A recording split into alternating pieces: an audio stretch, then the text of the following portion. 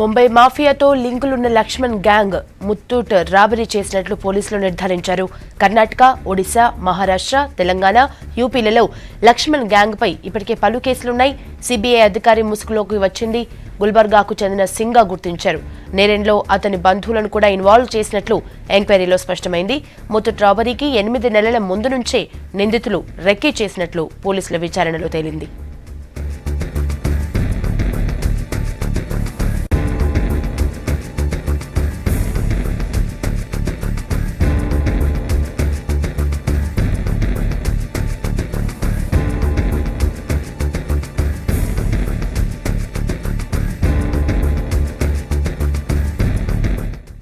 బంగారం చోరీ చేయటం, ముంబై వెళ్లి నగదుగా మార్చటం ఈ మాఫియా గ్యాంగ్ స్టైల్. ముత్తూట్లో చోరీకి పాల్పడిన 6 నిందితులు తమిళనాడు, కర్ణాటక, మహారాష్ట్రకు చెందినవారిగా పోలీసులు గుర్తించారు. ముత్తూట్లో చోరీకి సంగారెడ్డిలోని ఓ లాడ్జ్లో ఉండి ప్లాన్ చేసినట్లు స్పష్టమైంది. నిందితులు తమ వివరాలు బయటపడకుండా కనీసం మొబైల్ని కూడా వాడినట్లు తేలింది.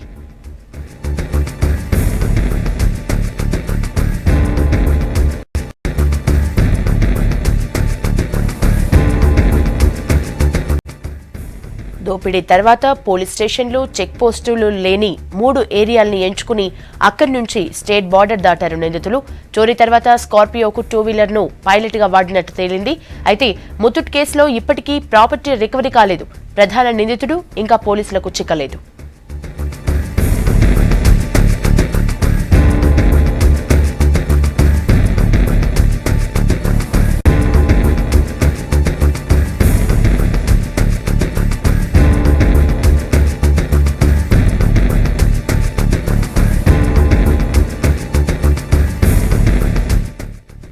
ముత్తూట్ చోరీకి సంబంధించిన డీటెయిల్స్ సంపత్ అందిస్తారు. సంపత్, కేసులో నిన్న 2 నిందితుల్ని పోలీసులు అరెస్ట్ చేశారు. మరి ఇంకా అప్డేట్స్ ఎలా ఉన్నాయి ఈ రోజు?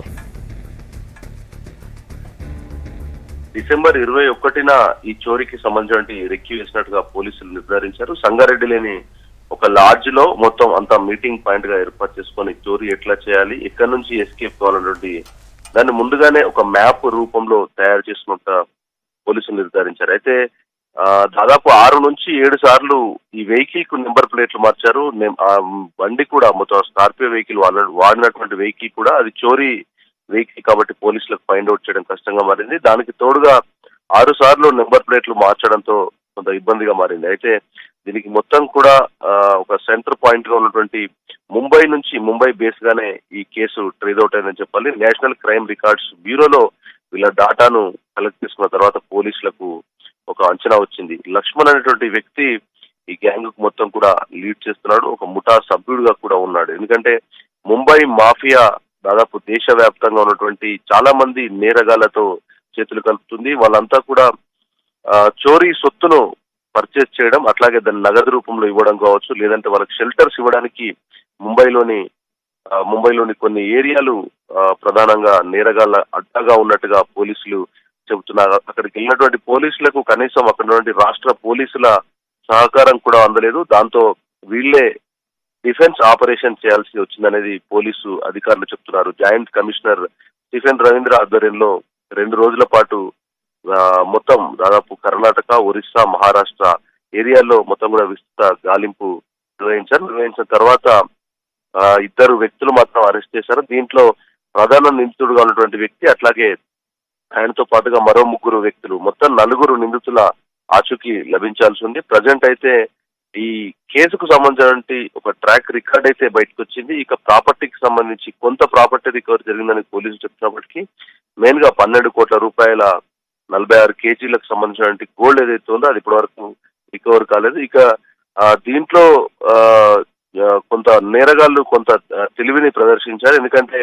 ఎక్కడ మొబైల్ ఫోన్స్ వాడకపోవడం, ముసుగుల్ని ధరించడం, దాంతో పాటుగా పోలీస్ స్టేషన్లు, చెక్ పోస్టులు లేనటువంటి ఏరియాలు ఏవేవి ఉన్నాయనే విషయాన్ని ముందుగానే ఫైండ్ అవుట్ చేశారు. ఔటర్ రింగ్ రోడ్డు మినహాయిస్తే ఎక్కడా కూడా ప్రధాన రోడ్డు మార్గాలను వాళ్ళు టచ్ చేయలేదు. దీంతో సీసీ కెమెరాలో కూడా చాలా తక్కువగా వాళ్ళు ఫైండ్ అవుట్ అయ్యారు. అట్లాగే చోరీ చేసిన తర్వాత వెహికల్ ని ఎక్కడా కూడా నిలిపివేయకుండా కర్ణాటక వరకు నాన్ స్టాప్ గా వెళ్లారు. 2 గంటల 20 నిమిషాల వ్యవధిలోనే కర్ణాటక వరకు చేరుకున్నారు. అక్కడ చేరుకున్న తర్వాత సిబిఐ ముసుగులో వచ్చినటువంటి అధికారిగా సింగ్ ఎవరైతే ఉన్నారో ఆ సింగ్ తనతో పాటుగా తన బంధువులను కూడా ఈ క్రైమ్ లో ఇన్వాల్వ్ చేశాడు. వాళ్ళంతా షెల్టర్ ఇచ్చారు. అక్కడ ఉన్న తర్వాతనే వ్యవహారం చేశారు. మరో విషయం ఏంటంటే సుమారు 8 నెలల పాటు రెక్కి నిర్వహించారు. 8 నెలలు రెక్కి నిర్వహించిన తర్వాతనే ఈ చోరీ చేసినట్టుగా ఫైనలైజ్ అయింది. ఆ 8 నెలల పాటు కూడా ఇక్కడ 2 వ్యక్తులు ఉన్నారు. 2 వ్యక్తులు ఫైండ్ అవుట్ చేసిన తర్వాత మరో 4 గ్రౌండ్ లోకి రావాల్సిందిగా పిలిచారు. డిసెంబర్ 20న వీళ్ళంతా మీట్ అయి మొత్తం కూడా చోరీ చేశారు. ఏదేమైనా భారీ ఎత్తున జరిగినటువంటి చోరీని పోలీసులు చాలా చాకచక్యంగా ట్రేస్ అవుట్ చేశారు. ఎందుకంటే 16 నుంచి 18 కేసుల్లో కరడుగట్టిన నేరగాళ్లుగా, రాబరీ గ్యాంగ్స్ గా దాదాపు 4 రాష్ట్రాలను కర్ణాటక, ఒరిస్సా, మహారాష్ట్ర, ఉత్తరప్రదేశ్ తో పాటుగా తెలంగాణలో కూడా వీళ్ళపై కేసులున్నాయి. ఈ కేసులన్నీ కూడా మొండిగా ఉన్నటువంటి కేసులు. ఈ కేసులు ఎక్కడ కూడా ట్రేస్ అవుట్ కాలేదు. చాలా వరకు ఇలాంటి తాకట్టుకు సంబంధించిన బిజినెస్లు కానీ, లేదంటే మొత్తం బంగారానికి సంబంధించినటువంటి వ్యవహారంలో, అట్లాగే రాబరీలు, చోరీలు చేసినటువంటి గ్యాంగ్ గా వీళ్ళకి ట్రాక్ రికార్డు ఉంది. వీళ్ళ కోసం మోస్ట్ వాంటెడ్ లిస్ట్ గా కూడా మహారాష్ట్రలో కూడా పెట్టారు. అయితే మహారాష్ట్రలో ఉన్నటువంటి ముంబై కేంద్రంగానే వీళ్ళు ఈ వ్యవహారాలు నడుపుతారు. లక్ష్మణ్ గ్యాంగ్ ముఠా సభ్యులందరూ కూడా మాఫియా గ్యాంగ్ తో, ముంబై మాఫియా గ్యాంగ్ తో లింకులు ఏర్పాటు చేసుకున్నారు. లింకులు ఏర్పాటు చేసుకొని అక్కడ నుంచి వాళ్ళు ఇచ్చినటువంటి గైడ్ లైన్ ప్రకారంగా పనిచేస్తున్నారు. సుమారు ఒక చోరీ చేయడానికి 4 నుంచి 6 నెలల సమయం తీసుకునే అలవాటు ఈ గ్యాంగ్ ఉన్నట్టుగా తెలుస్తుంది. అప్పటి వరకు కూడా అంటే పోలీసులు అటెన్షన్ డైవర్ట్ అయిన తర్వాత, ఒక నేరం జరిగిన తర్వాత ట్రాక్ కాకుండా ఉండే కాలం ఏదైతే ఉంటుందో 3 నెలల నుంచి 6 నెలల వరకు ఛార్జ్ షీట్ దాఖలు చేసినటువంటి టైం వరకు వీళ్ళు స్లీపింగ్ జోన్ లో ఉంటారు. ఆ తర్వాత మళ్ళీ మరో రెక్కి వేసి మరో నేరం చేయడం వీళ్ళకు హాబీగా మారింది. ఈ 4 రాష్ట్రాలకు సంబంధించిన కేసులు కూడా ఈ వ్యవహారంతో చిక్కుముడి వీడాయని చెప్పాలి. ఇక వీళ్ళు సెల్ ఫోన్స్ వాడలేదు. ఇక్కడ కూడా సెల్ ఫోన్స్ వాడకుండా దొంగ వాహనాన్ని వాడారు. అట్లాగే నేరస్తులంతా కూడా ఒక ఏరియాకు సంబంధించిన వాళ్ళు కాకుండా వీళ్ళంతా జైల్లో ఉన్న సమయంలో పరిచయం ఉన్నటువంటి డిఫరెంట్ కేసెస్ లో ఉన్నటువంటి నేరగాళ్లు. వీళ్ళంతా కూడా క్రైమ్ ట్రాక్ ఉన్న వాళ్ళే. వాళ్ళంతా బయటికి వచ్చిన తర్వాత పక్కా ప్లాన్ తో తెలంగాణలోని బార్డర్ లో ఉన్నటువంటి సంగారెడ్డి జిల్లాలోని బీరంగూడ ఏరియాను ఎంచుకున్నారు. అక్కడ చోరీ చేసిన తర్వాత ఈజీగా పరారు కావడానికి వీలుంది కాబట్టి ఆ ఏరియాను ఎంచుకున్నారు.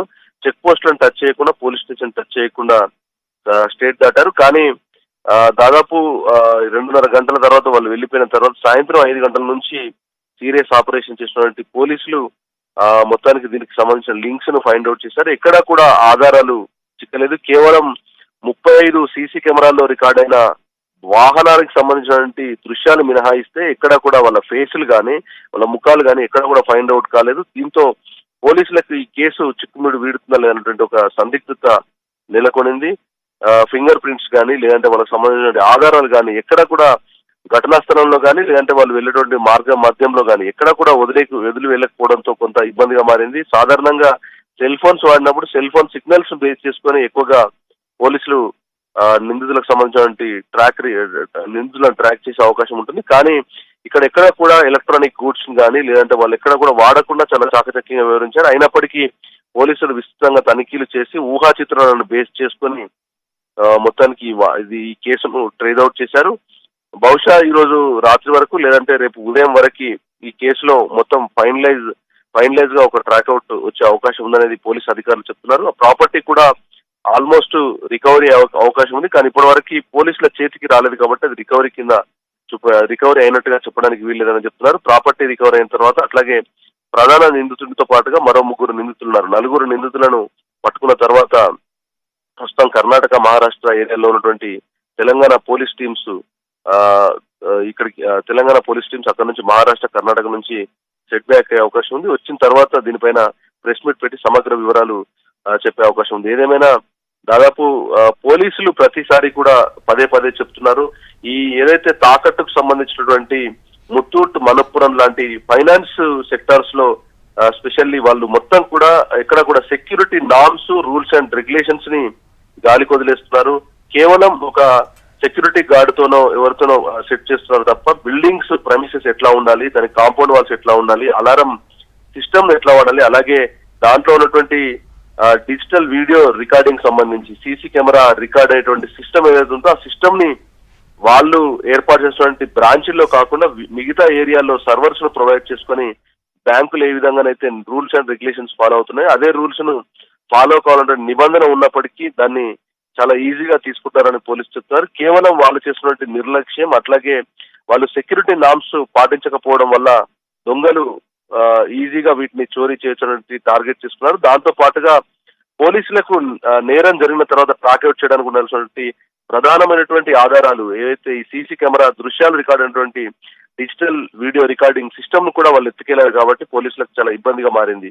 దీంతో ముత్తూట్ అలాగే మనప్పురం లాంటి ఫైనాన్స్ సెక్టార్స్ ఏవైతే ఉన్నాయో వాళ్ళందరూ కూడా రూల్స్ అండ్ రెగ్యులేషన్స్ పాటించని వాళ్ళపైన కేసులు నమోదు చేయడానికి కూడా పోలీసులు సిద్ధంగా ఉన్నట్టుగా తెలుస్తుంది. ఎందుకంటే ఇప్పటికే చాలా మంది బాధితులు వాళ్ళు పెట్టినటువంటి బంగారాన్నిపై నిర్లక్ష్యంగా వ్యవహరించారు. ఒకవేళ మేము అడిగితే ఇన్సూరెన్స్ క్లెయిమ్స్ ఉన్నాయని చెప్తూ బుకాయిస్తున్నారు తప్ప ఎందుకు భద్రత ఇవ్వలేదు, ఎందుకు వాటిని అట్లా గాలికి వదిలేశారన్నటువంటి ప్రశ్నకు సమాధానం చెప్పలేదంటే ఇప్పటికే చాలా ఫిర్యాదులు కూడా అందాయి. కాబట్టి ఇంట్రెస్ట్ ఆఫ్ కస్టమర్ వినియోగదారులు ఇచ్చినటువంటి ఫిర్యాదును బేస్ చేసుకొని కేసులు నమోదు చేసి అవసరమైతే వాళ్ళకు నోటీసులు జారీ చేసేందుకు సిద్ధంగా ఉన్నారు. Okay, thank you Sampath.